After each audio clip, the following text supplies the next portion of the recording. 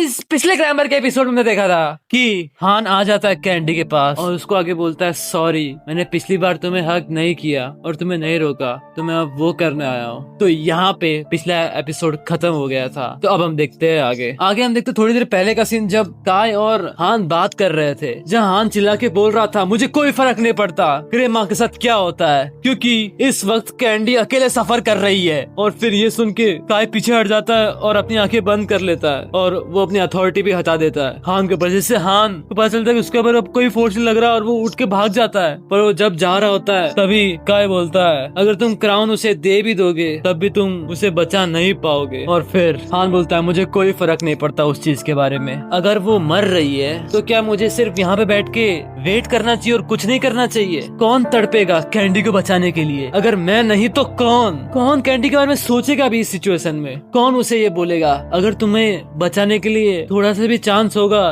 तो मैं उसके लिए अपनी पूरी जान दे दूंगा? कौन बोलेगा उसको ऐसा? हाँ, उस बच्ची को ऐसा कौन बोलेगा जो पूरी तरह से अकेली हो चुकी है? और फिर ये बोल के हान वहाँ से चले जाता है और जब वो वहाँ चले जाता है काय बोल रहा होता है I am sorry old man, उस बच्चे का दिल मेरे रीजन से ज्यादा ताकतवर था, मुझे लगता है मैं हार गया। और हम देखते हैं हान को जो बोलता है कैंडी, और कैंडी उसकी तरफ देखती है और हान उसकी तरफ आ रहा होता है और कैंडी बोलती है हान, और फिर हान धीरे धीरे चल के कैंडी के पास आ ही रहा होता है और फिर कैंडी बोलती है माफ कर दो, मुझे माफ कर दो, मैं पागल थी, मैं ना समझ थी, मैं अपनी पूरी जिंदगी बस तुम पे बोझ रही हूँ और कुछ नहीं। और जिस वक्त कैंडी ये बोल रही होती है हान उसके धीरे धीरे करीब आ रहा होता है और फिर कैंडी अपने आप को देखती है और फिर बोलती है हान भाग जाओ, दूर चले जाओ अंडरग्राउंड में या रेवोल्यूशनरीज में भाग जाओ, ऐसी जगह जहाँ तुम्हें कोई परेशान न करे, एक नॉर्मल जॉब लो और सेटल हो जाओ। और फिर कैंडी चुप हो जाती है और फिर आगे बोलती है और खेलो अपने मनपसंद गेम्स बहुत। और फिर कैंडी अपने आंसू रोकती है और फिर आगे बोलती है और ढूंढो प्यार एक ब्यूटीफुल पर्सन में और एक फैमिली बनाओ और खुशी खुशी जियो। और कैंडी ये सब स्माइल करते हुए बोल रही होती है हान को और हान ये सब सुन के हंसता है, पर वो धीरे धीरे चल के आ चुका होता है कैंडी के पास और कैंडी अपने आप को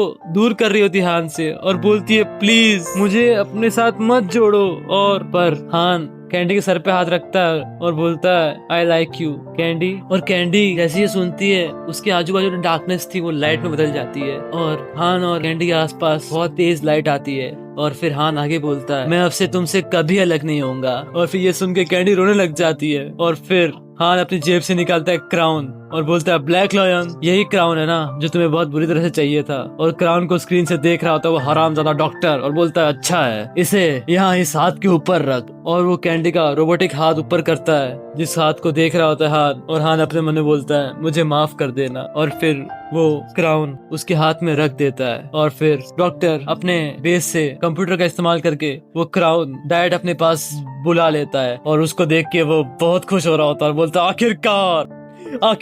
और वो बहुत जोर से हंसता है, उसकी हंसी पूरे ग्रे मार्क में गूंज रही होती है और वो हंसी गूंजते गूंजते बेचारे एक्सपोर्ट्स तक आ जाती है और एकदम निराश खड़े होते हैं बाकी सारे के सारे एक्सपोर्ट्स। काय तो एकदम डिप्रेस सा लग रहा होता है और उनके पीछे तभी एक लड़की आती है, बोलती है क्राउन भी हार गए और तुम अपनी वो बेतुकी सोच भी नहीं रख पाए कि तुम सबको जिंदा रखोगे, बेचारे छोटे एक्सपोर्ट्स, क्या हम बात करें? और वो एक चिप दिखाती है उन लोग को और फिर हम वापस आते हैं हान और कैंडी के पास, जहाँ पे हान बोल रहा होता है ब्लैक लायन को तो अब रोको बॉम्ब को।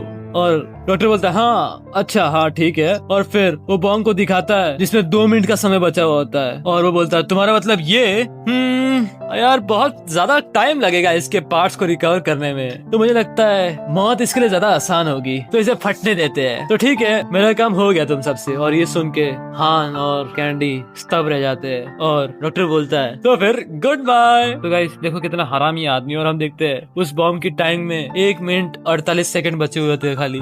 और ये सुन के कैंडी बहुत डर जाती है और चिल्लाती है बहुत जोर से। और फिर हान भी अपनी सारी उम्मीद छोड़ के अपने घुटनों पे आता है और कैंडी बोल रही थी भागो हान, तुम भी एक्सप्लोजन में आ जाओगे, नहीं तो तुम्हारे पास कोई रीजन नहीं है मरने का, तो प्लीज भागो, बिल्कुल टाइम नहीं बचा है, मेरे बारे में मत सोचो, मैं बोल रही हूँ तुम्हें भागने को, भागो। पर हान नहीं भागता, वो अपने हाथ आगे बढ़ाता है और कैंडी को हक कर लेता है और कैंडी को ये फील करके बहुत सुकून मिलता है और हान को भी। और कैंडी के आंसू थोड़े थोड़े बंद होने लगते हैं और कैंडी भी हान को हक करती है और बहुत टाइटली हक करती है और बोलती है मुझे माफ करना हान, मुझे माफ करना, इस पल जब तुम मुझे हक कर रहे हो ये बहुत वार्म है और मुझे बहुत खुशी हो रही है, सॉरी मैं तुम्हें जाने नहीं दे सकती। और ये बोल के वो और रोने लगती है। और हम देखते हैं अब सिर्फ उस बॉम्ब में 4 सेकंड बचे होते हैं। कैंडी चिल्ला रही होती है, फिर 3 सेकंड बचते हैं। हान सारी उम्मीद छोड़ चुका होता है, 2 सेकंड बचते हैं। हान अपनी आखिरी सांसें लेता है मरने से पहले। कैंडी भी अपनी आखिरी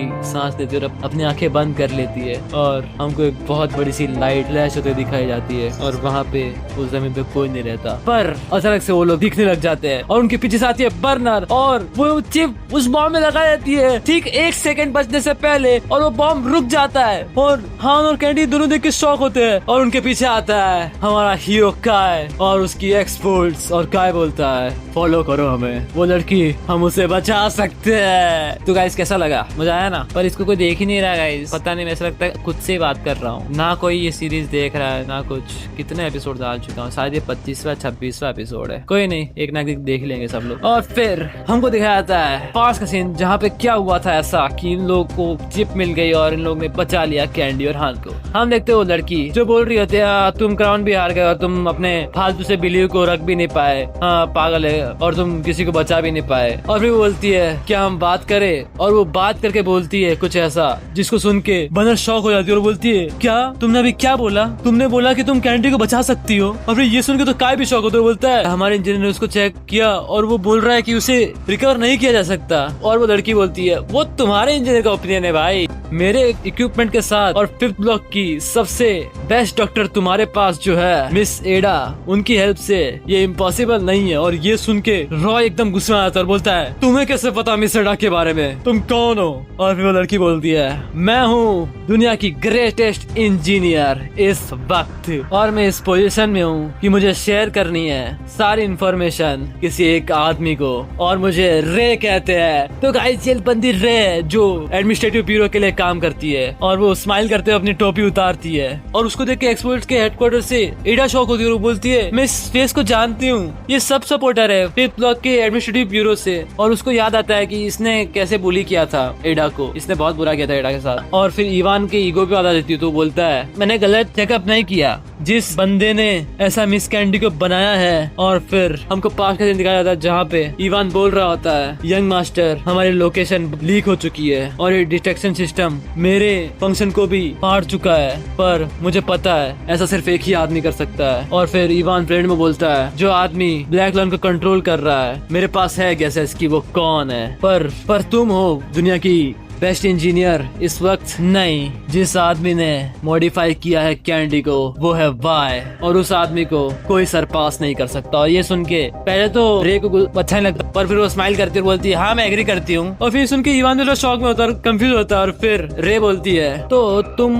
मुझे यूज नहीं करने वाले, मैं एक सपोर्टर हूँ एडमिनिस्ट्रेटिव ब्यूरो के लिए, अगर तुम मुझे एक्सेप्ट करोगे तो मैं बोनस के तौर पे कैंडी को ठीक कर दूंगी तुम्हारे लिए, और मैं तुम्हें कुछ यूजफुल इंफॉर्मेशन भी दूंगी। और फिर रॉबर्ट बोलता है तो तुम्हें क्या चाहिए उसके लिए? और फिर रे उस हार्ड डिस्क को पकड़ के हंस रही होती है और बोल रही होती है the underground the administrative bureau, जैसा कि मैंने कहा मैं सारी इन्फॉर्मेशन कलेक्ट कर रही हूँ ब्लॉक 5 के अंदर की। तो गाइस आपने देखा जब इसने अंडरग्राउंड बोला तो मतलब ये थी जो उस रूम में थी। आपको याद होगा 1-2 एपिसोड पहले जब डॉक्टर जाता है एक रूम में और बोलता है तुम सबसे मिलकर अच्छा लगा। तो गाइस अंडरग्राउंड में अब 2 लोग हैं, मतलब ये तो नहीं है, अब सटेले हैं अंडरग्राउंड में। और फिर रे आगे बोलती है मैंने पहले ही 2 जगह की इन्फॉर्मेशन गैदर कर ली है, तो सिर्फ अब तुम बचे हो। और फिर रे आगे बोलती हो तो मैं बस ये चाहती हूँ कि तुम मुझे सिर्फ अपने आप को देखने दो और ऑब्जर्व करने दो। और फिर वो हार्ड डिस्क आगे पकड़ा रही होती है काय को, और वो आगे बोलती है अगर तुम मुझे करने दोगे तो मैं प्रॉमिस करती हूँ मैं तुम्हें बहुत बड़ी इन्फॉर्मेशन दूंगी। और फिर सीन शिफ्ट होता है प्रेजेंट में जहाँ पे सारे के सारे एक्सपर्ट्स बहुत ही डिप्रेशन में बैठे हुए थे और काय सबसे ज्यादा डिप्रेस्ड होता है और उसको देख रही होती है बर्नर, और वो थोड़ी गुस्से में होती है क्योंकि वो अभी भी फिर से हार के आएगा। और फिर हम आते हैं एडा पे जो इलाज कर रही होती है और बोल रही होती है कैंडी को देख के blood loss, damaged organs, infection, अब तो कुछ होप नहीं बची है, पर इन मार्वेलस एडवांस्ड मेडिकल इक्विपमेंट के साथ मैं ये भी नहीं कह सकती कि ये इम्पॉसिबल है अब इसे ठीक करना। और हम देखते हैं ये सुन के रे बहुत खुश हो रही होती है और फिर एडा बोलती है और हांस है ना, तुम्हें भी ट्रीटमेंट की जरूरत है, तुम बहुत ही केयरलेस हो गए थे तुमने कोशिश की अथॉरिटी के अगेंस्ट जाने की तो तुम मर भी सकते थे उसकी वजह से। बहुत से तुम्हें नहीं मारते, पर तुम अगर ऐसा कुछ और थोड़ी देर के लिए करते तो तुम अपनी खुद की लाइफ ले लेते, जो तुम्हारे चाहने वालों के लिए बहुत प्रीशियस है। और फिर रे पता नहीं कुछ रीजन की वजह से सिर्फ हंसी रही होती है, और फिर वो बोलती है डाको कि ये बहुत ही स्टूपिड चॉइस है ना, कि उसके इस कमजोर दिल ने रेवोल्यूशन को पूरी तरह से खराब कर दिया है ना, उसे क्राउन ले लेना चाहिए था फोर्स के साथ, फिर चाहे हान और कैंडी जिंदा रहते कि नहीं। तुम्हें ऐसा नहीं लगता कि ये सही था? और फिर एडा बोलती है आखिर कैसे कोई चॉइस जो तुम्हारे सामने किसी को मरने दे रही है वो सही हो सकती है। और फिर रे हंसते हंसते बोलती है हाँ हाँ तुम सही हो, ऐसा बिल्कुल नहीं हो सकता, पर काय सही आंसर नहीं है, उसके बिलीव्स ने उसको अंधा कर दिया है ज्यादा इम्पोर्टेंट दुनिया को देखने से। तुम्हें पता है ये थोड़ा सरप्राइजिंग हो सकता है, पर ग्रेट और काय बहुत ज्यादा सिमिलर है। और फिर ये सुन के एडा भी शॉक होती है और रे बोलती है ग्रेट जो सिर्फ मारता है, काय जो सिर्फ बचाता है। उन दोनों के पास बहुत ज्यादा ही एक्सट्रीम बिलीव्स है और ये दोनों कभी सही आंसर नहीं ढूंढ पाएंगे। तो आंसर ये रहा। और फिर वो आंसर दिखाती है तो एडा उसको देख के एकदम शॉक होती है, बोलते क्या? और हम देखते हैं कि रे ने अपने दोनों हाथ जॉइंट कर दिए होते हैं। मतलब पीस पाने के लिए हमको दोनों चीज करनी पड़ेगी, हमको मारना भी होगा और बचाना भी होगा। और एडा बोलती है तुम क्या कहना चाहती हो, आखिर हो कौन तुम? और फिर रे बोलती है बस वो जो चाहती है कि दुनिया सही आंसर ढूंढ ले, इसीलिए मैं इधर उधर भटके जा रही हूँ ताकि मैं चाबियां जमा कर सकूं जो मुझे लीड करे वहां तक, यानी पीस। और हमको दिखाया जाता है दोनों ग्रेट और काय को जो बहुत ही परेशान होते हैं और वो दोनों एक ही साथ बहुत गुस्सा होते हैं और निकल जाते हैं। और हमको दिखाया जाता है कि ऑपरेशन थिएटर के बाहर काय आता है और एडा वहाँ से भी करके निकल होती है और बोलती है सर्जरी फिनिश हुई, मतलब बच गए वो दोनों। और हम देखते हैं थोड़े समय बाद का सीन जहाँ पे हान को कोई बुला रहा था और वो बोल रहा था हान हान, और हान उठ जाता है और उसको देखता है और वो और कोई नहीं होती, वो कहती कैंडी, और कैंडी हान के सामने खड़ी होती है और हान बोलता है कैंडी। और यहीं पे आज का एपिसोड खत्म हो जाता है। आगे क्या होता है बर्निंग इफेक्ट की स्टोरी में और पीस मिलती है कि नहीं वो हम देखेंगे अगले एपिसोड में। तो तब तक के लिए बाय बाय।